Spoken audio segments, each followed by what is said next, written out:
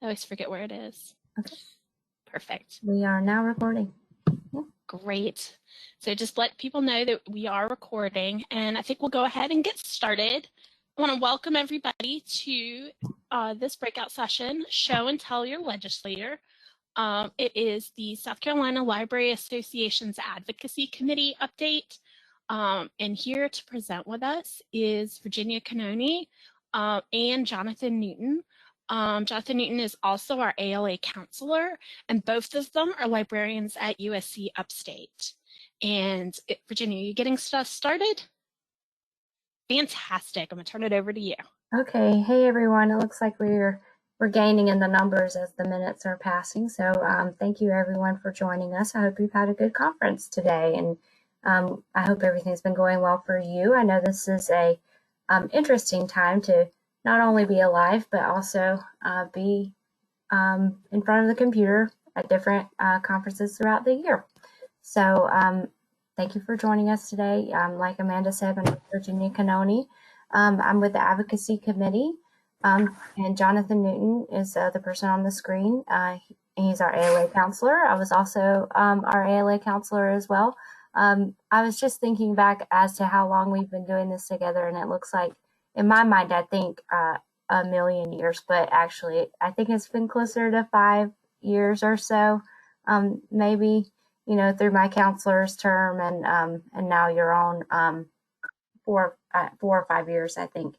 But this year obviously has been different, and our slides are few. We're going to be working through a couple of different things throughout our time together, but this is our introduction.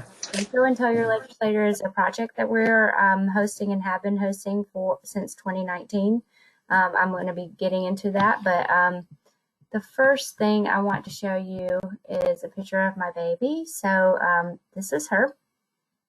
She's 15 months old. I've been on the advocacy committee the entire time. So from her birth and even before then, she's been with me through legislating for library funding, and it's been really important for me and to show you how she's updating. She's beginning to walk, so I did want to tell you that on her own, not just with me. If you have a baby and you need to have a little bit of free time, you should put them in the sink with a watermelon rind. I definitely recommend it. So Jonathan and I will be going back and forth throughout our presentation today. I want you to know that my theme has been calm, peaceful, or funny. So most of the pictures you see in our presentation aren't directly related to the content we're providing you today. This one is the election, and I thought this little seagull was pretty funny to put with that. So this is an election year, and it has a great impact on our projects and our aspirations for meeting with our legislators this year. I have up on the board a couple of the different people who are running for office this year. And I'm going to let Jonathan speak at this time about our election year and how that impacts advocacy. Sure. Thanks, Virginia. In an election year, especially one like the one this year, there's so much chaos right now. It's obviously made an impact on the traditional avenues that we interact with our legislators that we would normally do through events like Library Legislative Day, in-person meetings, things like that. That's stuff that I've been organizing for a while. I think one takeaway from this is that we're a little bit more prepared going forward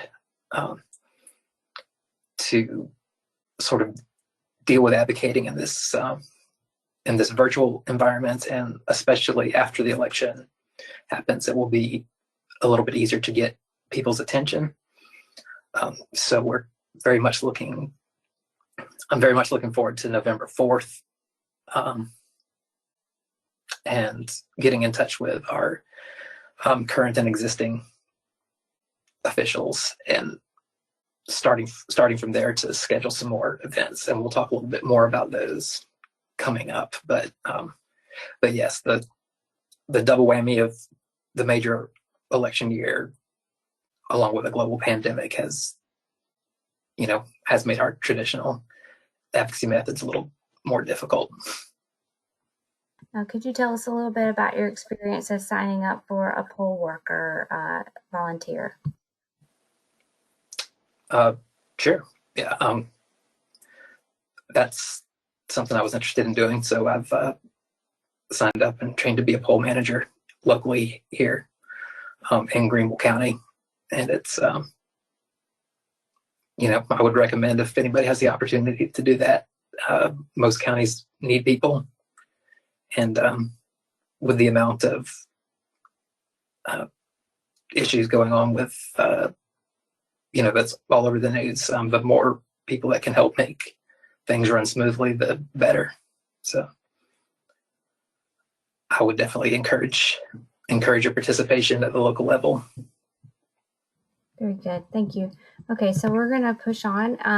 I want to just remind everyone where we've been and where we're headed. So one thing that I wanted the advocacy committee to do each year would be hosting some kind of grassroots campaign that people would not have to pay to be involved in, so that they would be able to participate, engage with their legislators with no barriers. So in 2017, we did the first postcard campaign. This was right after pretty much the 2016 election, when the budget was cut. The skinny budget was pushed out, and we sent a targeted postcard campaign to Lindsey Graham entitled "Save South Carolina Libraries."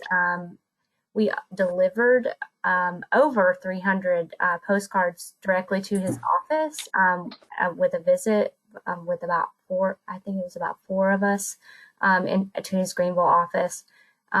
We did this just to try to have some goodwill campaigning between libraries and his office. And it had been some time since his Greenville office had been contacted by librarians. So we also had obviously postcards that were sent in directly. Whenever anybody got them in their hands, they would send them directly. And so you can't see the backside of this, but we had some text that we wrote about how South Carolina libraries impact Graham's constituents, why it's important to fund libraries, and why South Carolina libraries should be saved. So that was in 2017. I learned a lot from creating that campaign that year. I changed it in 2018 to where the front of the card just said, "I love my library because," and it opened up to a very open space where people could write long passages if they wanted to. One word they could draw, like this one. This was one that really jumped out to me. I feel safe. Now, every single one of these postcards from both of the campaigns I scanned, removed the sensitive material from, like, names and addresses. Of course, we need that information as we're giving these to the local legislators. So I removed all of that, but I have all of those pictures saved, which is really important. With the second 2018 campaign, I scanned every single one of them and put them on the Google map, on a personalized Google map. And we took these postcards with us to the local offices. So on South Carolina Library Legislative Day, which was really like a week, we had organizers from all over the state go to those offices and hand deliver those postcards from their area, which was really impactful, I think. And then we were able to, again, take those same stories to Washington and National Library Legislative Day. And the reason why we did these two campaigns is because these stories make an impact. they sort of make a lasting impression and a connection with the community and how the community is being impacted by libraries. And so after 2018, I wanted to create another campaign that would even lower the barriers even further. Getting these postcards to people around the state was difficult. Basically, I would ask people to request them to email me if you wanted the postcards, and then I would send them to them in the mail and then ask them to send them back to me and then get them in the hands of the organizers. There's just a lot of logistics with this campaign, and so I wanted to lower that barrier even more. And so I came up with the Show and Tell Your Legislator. I'm having a hard time with that word today. And basically started working with SCLA and the Friends of South Carolina Libraries beginning late 2019, I guess it was. I'm gonna push this up a little bit so you can see, make it a little bit larger. So basically what this was or is I'm asking all types of libraries from all over the state to input their narrative, to give a description about their library, the things that they are doing, and provide 1 to 2 pictures with that narrative. And then the narrative is put together in district-specific books. So we would have 7 books. It was my hope to print these books out and hand deliver them in Washington 2020, National Library Legislative Day. But as you know, my next slide is to tell us that in a calm way, the pandemic happened. So obviously this is a grassy hill and mountains, but the pandemic is not giving us that feeling. I have all the districts listed out here that we're hoping would be involved.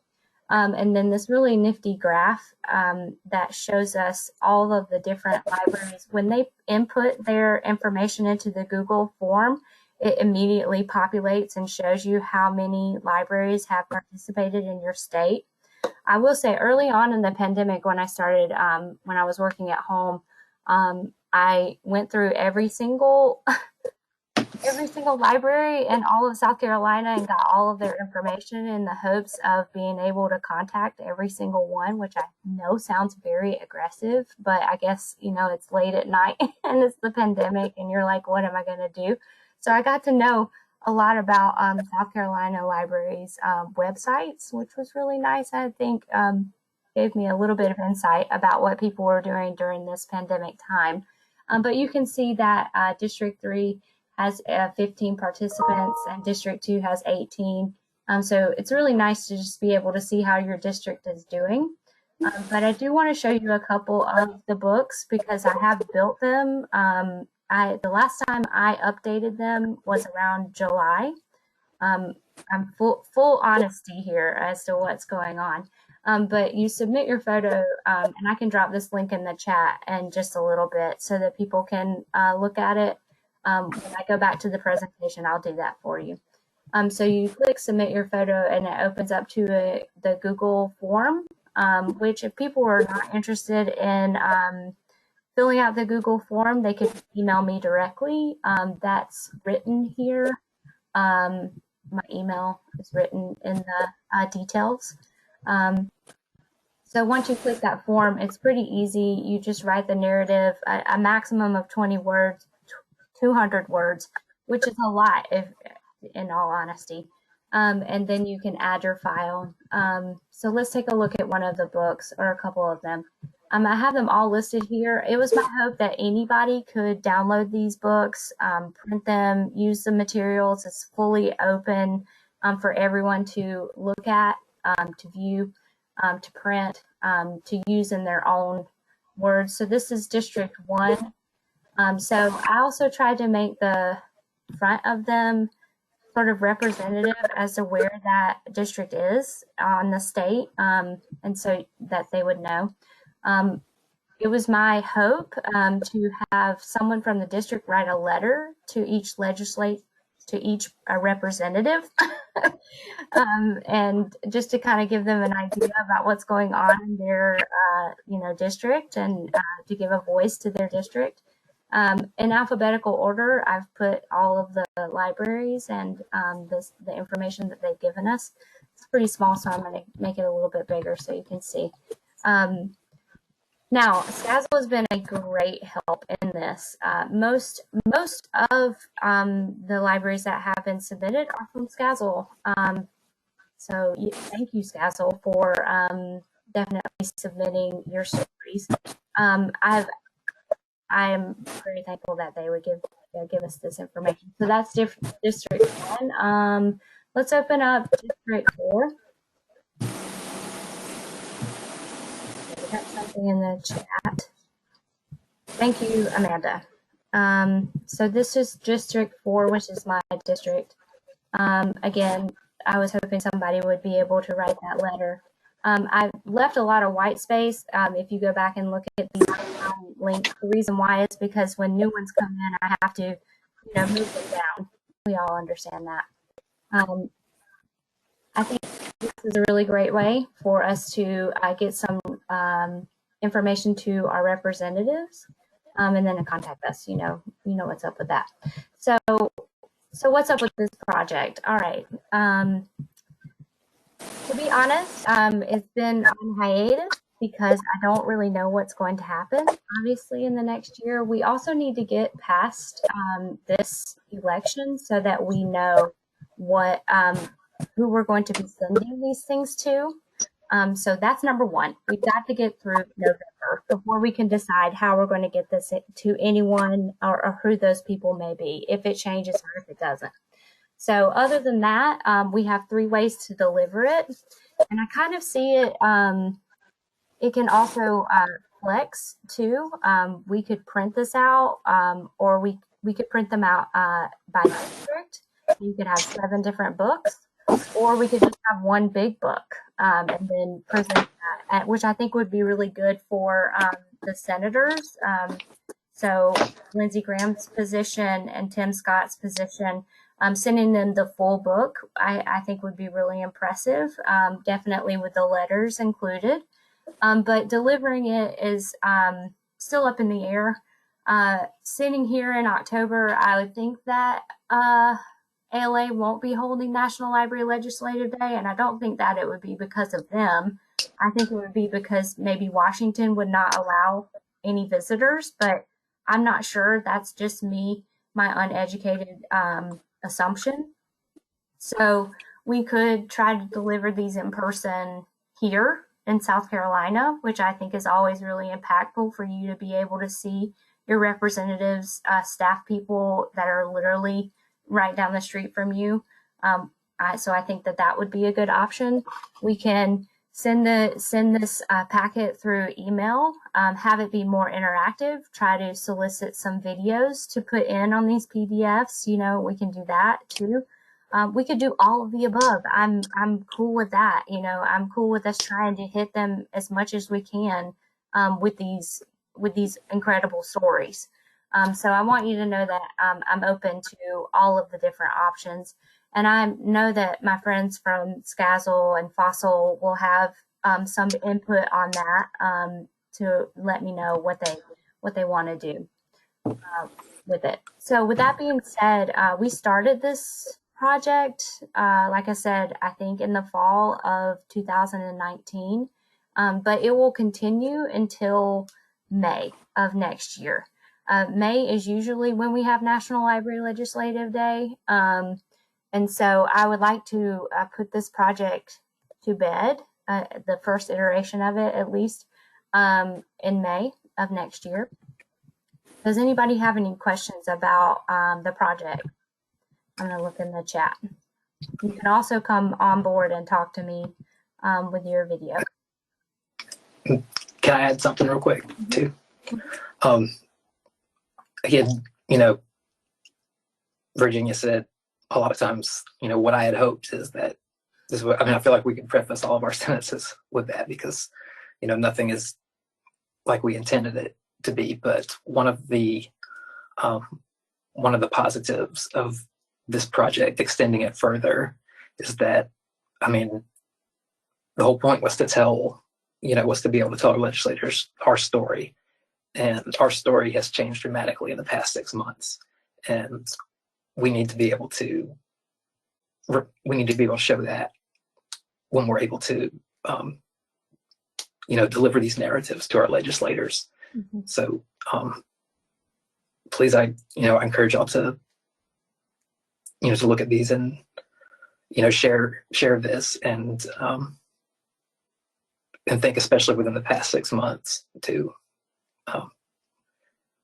what have y'all been doing to get through this? How have you been able to help your community? Definitely. And, this was really important for me to have this available for every single person in the entire state, whether they're included, whether a member of South Carolina Library Association or not. I wanted this to be open for every single person and for it to literally have no barriers. And right now, the only barrier I can think of is having a Google account.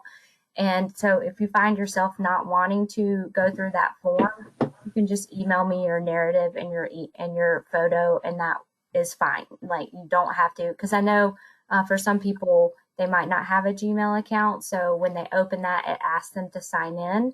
And so if you run up against that problem, you can just email me directly and we'll be able to include it. And you don't have to worry about that. I just wanted to lower the barriers as much as I could. Okay. Is there anyone else who might have a question about this?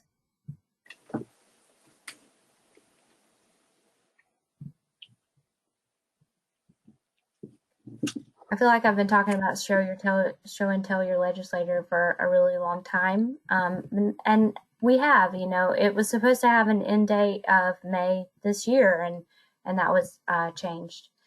So let's talk about some next steps. The three things that I want to cover: National Library Legislative Day, virtual office visits, and succession planning. There's this little dog.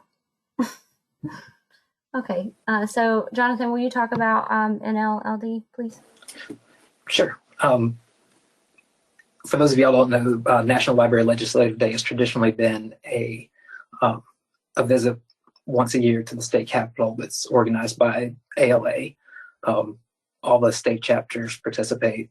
SCLA and SCLA have traditionally gone, and it's a 2-day event. 1 day of briefings, and another day of walking around, wearing out your shoe leather and making visits with people. This year, obviously, it was canceled because of things, and so they, instead of the traditional one, they had sort of a virtual legislative week, or just sort of a week of various webinars and legislative activities, which was a neat thing that they put together kind of at the last minute. I really do expect that a more robust version of that will happen next year. Nothing's been decided on it yet, but yeah, I hope that we'll be able to have formal virtual meetings with all of our elected officials sometime early next year, either through virtual legislative day or through our own efforts. Mm-hmm. Yeah, and so that kind of goes on to the next one with virtual office visits. This was something that we discussed with SCLA pretty, in the summertime, I think, and just like everything, it gets really difficult to actually follow through with projects right now. It's just hard. You're putting out fires constantly. And so I think that for the spring, we will be able to put together some sort of local legislative day visit, and it will likely be online. I'm sure that they would rather us meet them online. And so we could do something similar to a small, event day, and have organizers in each room, or event week like we've done. And it should be easier for people to be able to be in that room with their representative. We could deliver the district book then over the virtual environment and then also send it to them, which I think is nice. I think having something in your hands is really good. I think it's impactful, and I think that it makes people remember, your time together. And so I think both of them is important. Like in the past, we'll need organizers for each district. And I know Skazel would probably be interested in working with us on that, having a school librarian involved in that. It's different than doing the state capitol day that I think that APLA does in the spring. It's different because you're meeting with your local representatives, staffers, and being able to make an impactful connection with them. And so I will put out a call for that once we organize the week or time frame that you should do it, and ask for people to be involved. But we obviously need to get through this election before we can do anything and make any kind of plans. All right, and so with that being said, we're going to talk about some succession planning, and then we'll be near the end. We'll only have one more slide that's really important to show you. But it's time for me to step down from the advocacy committee, and we do have some people who are listed on the website as volunteers and planning in the committee, but it's mostly just been myself and Jonathan working on this in the past year. And so we're looking for someone who would be interested in taking over planning around the May time frame. I'd like to see this project through. I'd like to see the virtual visits through. I feel like I've been talking about this for a year and a half now, so I want to see the project to its completion. It's important to me, but I am fully open to anyone on this call or anyone you may know who has a passion for advocacy. I think it would be really great if I could have someone from, and I'm not excluding anyone, but it would be really great if we had a public librarian who could maybe make some connections with other public libraries across the state to gain some buy-in from the public libraries. I think some people who work in the public library might feel a little hesitant about being involved in this, but I'm willing to talk to anybody about my experience, and it's only a positive one. It's only a positive one of talking to your local representatives. So I'm interested in passing the torch on to whomever is ready to take on advocacy for the state. It's a really rewarding volunteership. So I'm excited about working with that person. And my email's up on the screen. If you want to email me now and tell me that you're interested, then we could start now and you could see this project through and decide on what you might like to do next. So next. And if I can add on to that, being a librarian is not a prerequisite to joining the advocacy committee. When we advocate for libraries, we're advocating as library supporters, taking off our, employee hat and putting on our, our advocate hat. So, friends, trustees, many folks like that are some of our best advocates. So please, spread the word. Yeah, definitely. Okay, so our last slide is for you to vote. If you're in this, presentation, quite possibly you've already either registered or maybe even voted. Jonathan had something to add about that. Yeah, I just wanted to remind everybody, because I don't think it can be said enough, but please don't forget to vote. South Carolina, while we technically don't have early voting as defined by a lot of states, we do have in-person absentee voting, and the guidelines for that have been expanded to include anybody in the state can vote absentee just due to the state of emergency. So There's still time to request. There's not much time, but there's still time to request a ballot by mail. But you can also vote in person at your county offices.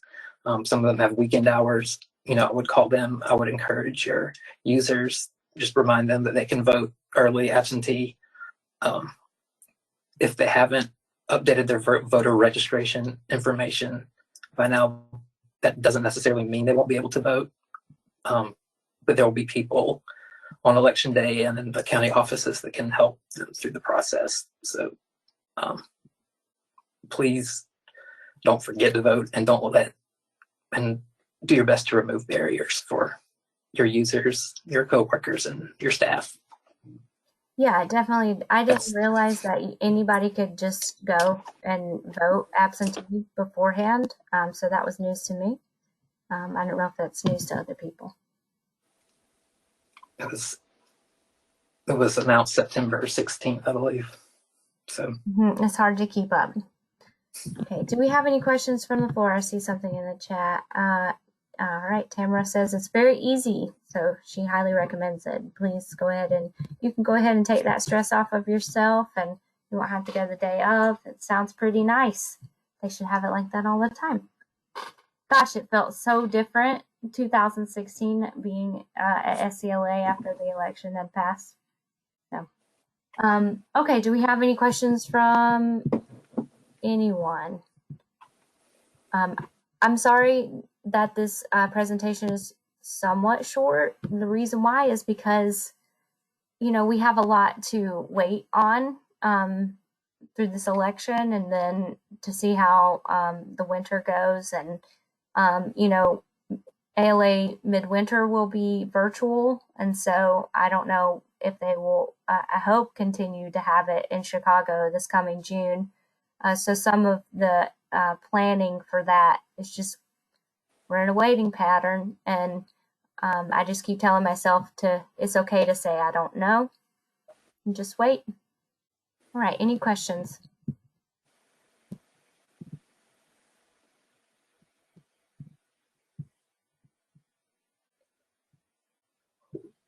Well, thank you all for attending, and thank you, Virginia, for all your hard work.